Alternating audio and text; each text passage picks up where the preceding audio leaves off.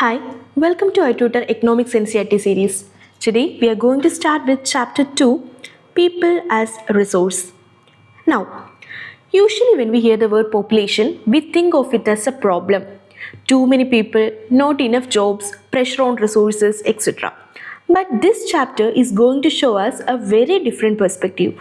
It says population is not always a liability. It actually be an asset for the economy. How? Well, people become an asset when we invest in them through education, training and medical care. Just like we invest money in machines or factories, if we invest in people, they become more skilled, healthier and productive. This is what we call human capital. Remember the word capital. Capital means wealth or assets that can produce something. So, human capital is basically the stock of skills, knowledge and abilities that people carry with them. And when people are educated, trained and they have good health, they add tremendous value to the economy. Now, what do we mean by the term people as a resource? It is simply a way of looking at a country's population not just as numbers but as working people with skills and abilities. For example, a teacher is contributing through education, a doctor by treating patients, a farmer by producing crops. Each one has some productive skills. When we look at the population in this slide, we are focusing on its productive aspect. How people can contribute to the economy. And when all these productive activities are added up, when we add all these productive activities, what happens? They contribute to the country's income, which we call as gross national product or GNP. Usually, when we think about a large population, we only think of the problems. Like how will everyone get enough food, education or healthcare. They are the negative sides that are highlighted. But this chapter asks us to pause and look at the other side too. That is the positive side. If people are healthy, educated and skilled, then this large population can actually become a huge strength for the country. In other words, population is not just a burden. It can also be an asset. Now let's take this one step further.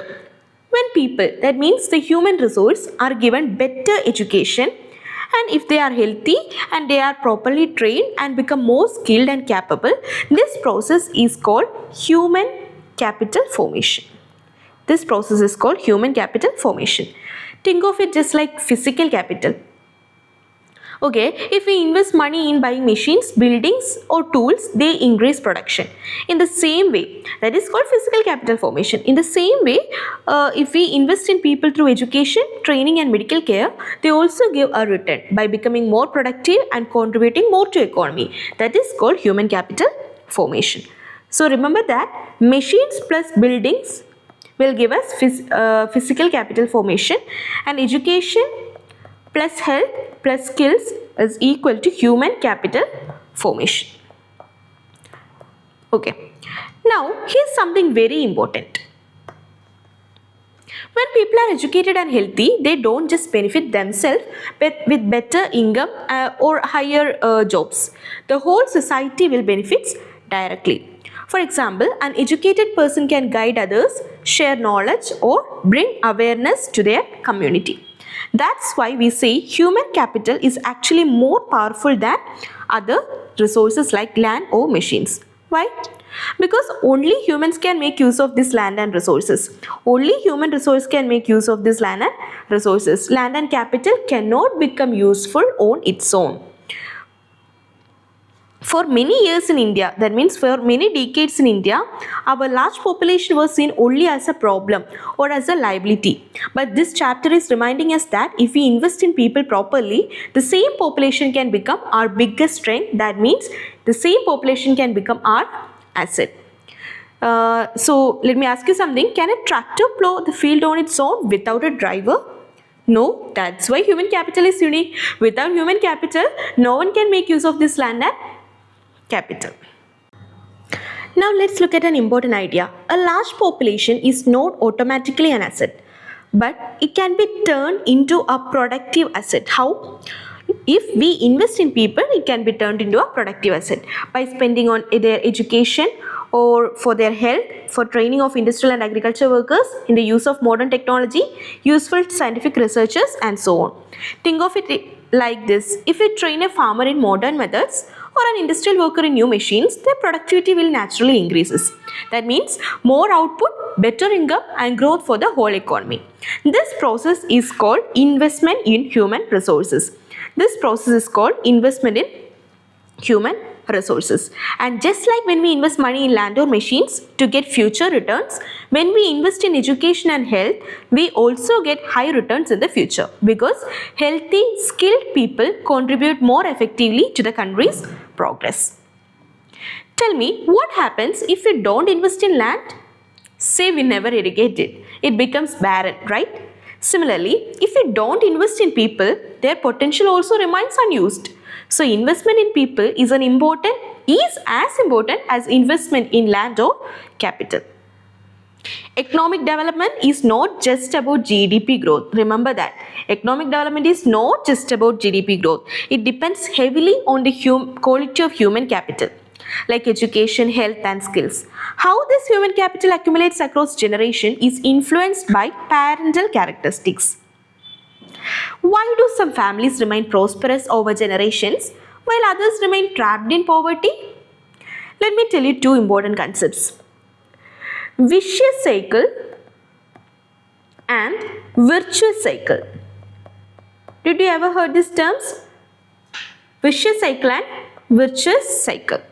Virtuous cycle means good things keep reinforcing each other, and vicious cycle means bad things keep reinforcing each other. Virtuous means good and vicious means bad. Educated, healthy parents invest in children's education, right? Educated parents always invest heavily on the education of their children and also on the health and other things of nutrition and hygiene of their children. Children grow up smarter, then they will become healthier and they will succeed, and that cycle will continue. That is called virtuous cycle. At the same time, uneducated parents are also there. Those uneducated parents, they are also unhealthy. They may not invest in their children. Children remain disadvantaged, and that cycle also continues, and it is called vicious cycle. Look at this. Educated parents invest heavily on education of their children, and they realize the importance of education. They are also conscious of proper nutrition and hygiene. Virtuous cycle is thus created in this case. Virtuous cycle is thus created in this case. In contrast, a vicious cycle may be created by disadvantaged parents who themselves uneducated and lacking in hygiene, keeping their children in a similarly disadvantaged states. Human capital, that means education, health, skills, they all are like an investment, lead to higher future income and productivity. So breaking the vicious cycle is very important. How can we break it? Yeah, we have many government programs for nutrition and schoolings, and that will improve society's overall growth. Now, I want to ask you something. Can a country with no natural resources become rich? Can a country with no natural resources become rich? Yes, how? Okay, look at these countries, Japan, and also you can think about Singapore. These countries have very limited natural resources, but they are among the richest countries in the world. So human capital means the knowledge, skills, and health of the people that make them productive. These countries like Japan, they invested heavily on education, health, and also to develop a skilled and healthy workforce. So this workforce could then use limited land and capital efficiently, leading to high productivity. So investment in education and health, people become more skilled and efficient. Efficient use of land and capital, higher output per unit of resource. So innovation and technology adoption creates high value products and industries. Then it will improve export, trade, imports, and etc. So overall economic growth will be there. Now, due to historical and cultural reasons, there is a division of labor between men and women in the family. Division of labor means, work is divided between different people. So, due to many historical and cultural reasons, women and men are doing two different works. What are those historical and cultural factors? For example, in agrarian society, we know that physical strength matters for field work. So men were doing the field work and women expected to manage the household. Do you know, in rural India, women may work 6 to 8 hours daily at home but get no wage. What about urban households? Women may also work outside, but domestic work remains unpaid. Globally, UN studies showed that women's unpaid work contributes almost 10 to 20% of GDP, but it's invisible in official statistics. So, what can we do to correct this? Yes, policies like childcare support, maternity leave, and other social security systems shall be given. And also, recognizing unpaid work in economic planning can help reduce the gender income gap and make women's contribution visible. Have you noticed that women are often paid less than men even for the same job? Women are paid very low compared to the men. Why do you think this happens? Because of many reasons. One reason is sectoral factor. Sectoral factors, that means most women work in unorganized sector or informal sector. So there is low wages, irregular jobs, and no legal protection. Job security is not there. That is a sectoral factor. And about their education and skill, women with higher education and skill earn at par with the men. With higher education and skill earn at par with the men. Wage gap is often due to lack of access to quality education and skill development. And about social and cultural factors, women take up domestic responsibilities and there restricts full-time employment. Patriarchy and stereotypes affect promotion, pay and work opportunities. What about policy and workplace factors? Absence of maternity leave, childcare and social security in many sectors. Due to that, there is lower participation and earning.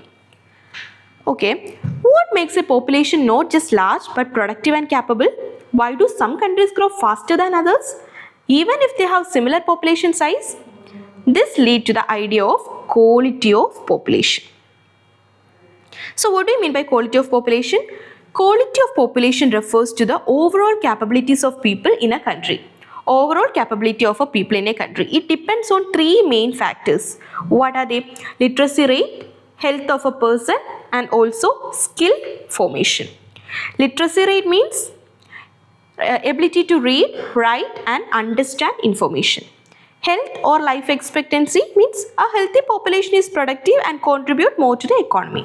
And skill formation, it is technical, vocational and soft skills that make people employable.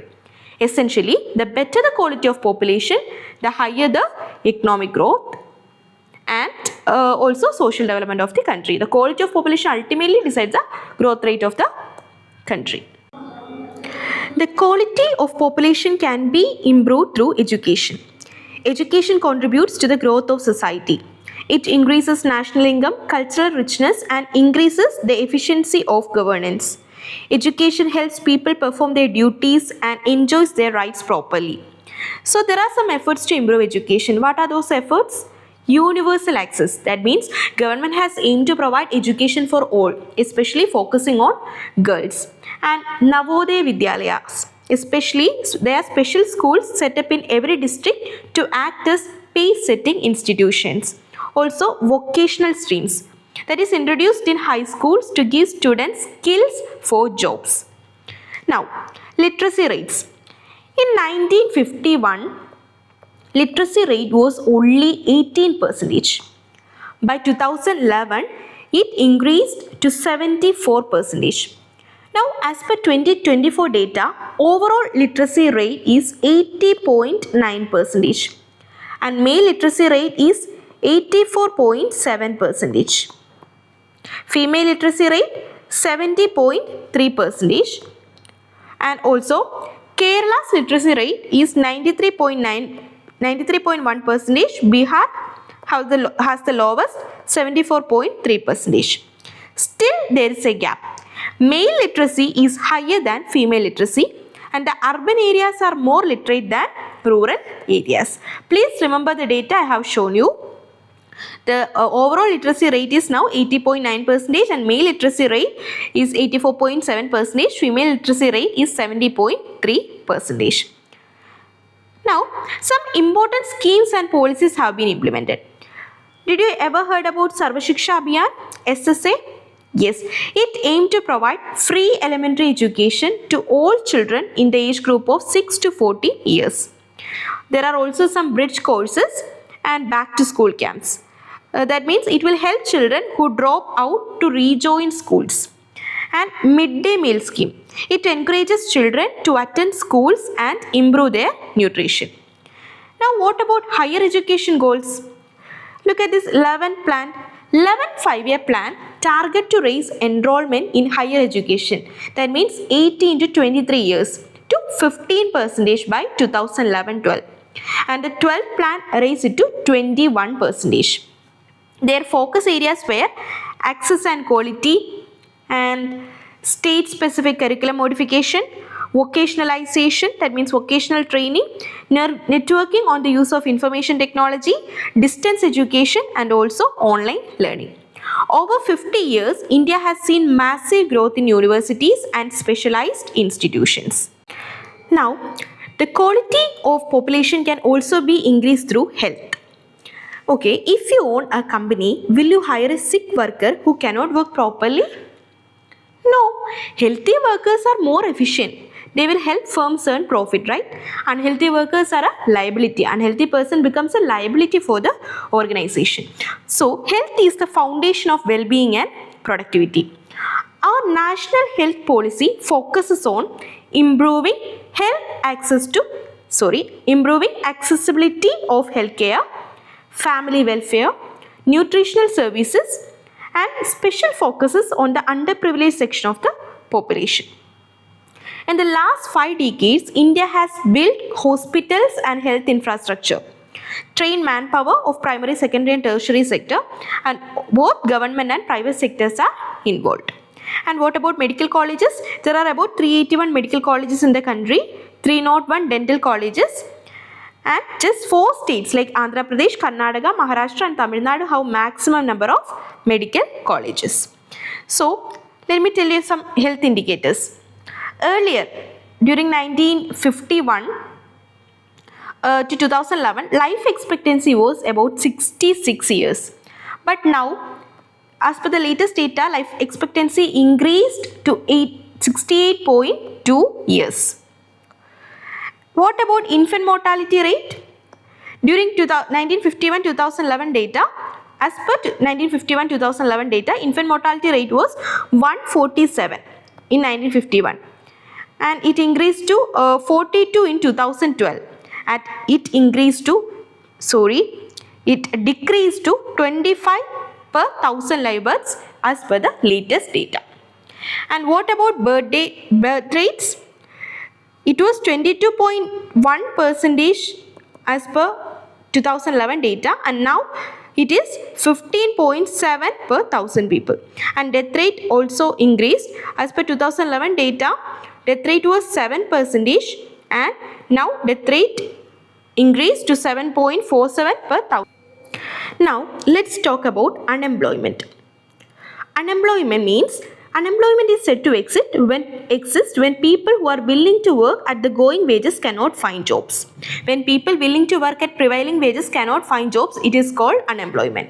So the workforce age population is 15 years to 59 years. There are mainly 2 types of unemployment as per your NCERT text, that is seasonal unemployment and disguised unemployment. Seasonal unemployment is common in agriculture. That means work available only during the seasons of sowing, harvesting, weeding and threshing. It is in between. In between that, farmers remain unemployed. For example, a farmer works in paddy season but has no work for 2 to 3 months after harvest. It is called seasonal unemployment. Now what about disguised unemployment? More people working than required. That is called disguised unemployment. If extra workers are removed, productivity does not fall. For example, a farm needs 3 workers, but 6 family members are working. Only 3 members are needed, but 6 family members are working. That extra 3 are disguisedly unemployed. Okay, disguised unemployment means more people working than required. Okay, Do you think having a degree automatically guarantees a job? Many youths with matriculation, graduation and post-graduation degrees are still unemployed. Even technically qualified persons like engineers face unemployment. Why is this a problem? Yes, it leads to wastage of manpower resources. People who could be asset for the economy becomes liability. Dependence on the working population increased. Dependence on the working population means 15 to 56 years. That increases. Now, rising unemployment is a sign of depressed economy. In India, official unemployment rate looks low. Why? It looks low. Why? Because many people with very low income and low productivity are still counted as employed. Employment structure in India. Now let's look at the employment structure in India. Indian employment structure is self-employment or self-employment dominated. In the primary sector, that means in the agriculture sector, whole families work on farms even if not all are needed. That means decreased unemployment. Agriculture is the most labor absorbing sector of the economy. But in recent years, dependence on agriculture has declined, partly due to decreased unemployment. Surplus labor has shifted to secondary or tertiary sectors. In secondary sector, within industry, small scale manufacturing absorbs the maximum labor, small scale manufacturing. For example, handloom, handicrafts, food processing industries, etc. What about tertiary sector? Recently, new services have emerged, right? Biotechnology, information technology, communication, transports, and so on. These provide new employment opportunities. So, that's all about the unemployment and employment sectors of India. Here is a question asked in UPSC prelims. With reference to the sectors of Indian economy, consider the following pairs. Storage of agriculture produce. Is it a secondary sector? No. Storage is a service, right? So it is a part of tertiary sector. So it is incorrectly matched. What about dairy farming? It is primary sector because it produces raw materials. Now, mineral exploration. Is it a part of tertiary sector? No. It is a part of primary sector as it deals with the raw materials. What about weaving clothes? Yes, it is secondary sector because it processes raw materials into finished goods. So the answer is B, only 2. Now, decreased unemployment generally means, this we already discussed in the class, decreased unemployment generally means marginal productivity of the labor is 0. That means it exists when more people are employed in a task that actually needed. And removing the extra people does not reduce total output. So, for example, I will tell you an example. A field needs 5 workers to produce 100 kg of wheat. If 8 workers are employed, the output still remains at 100 kg. That extra 3 workers are decreased unemployed because their contribution to production is 0. Okay, that is why we told that marginal productivity of labor is 0. Thanks for watching. For more related contents, do like, share and subscribe.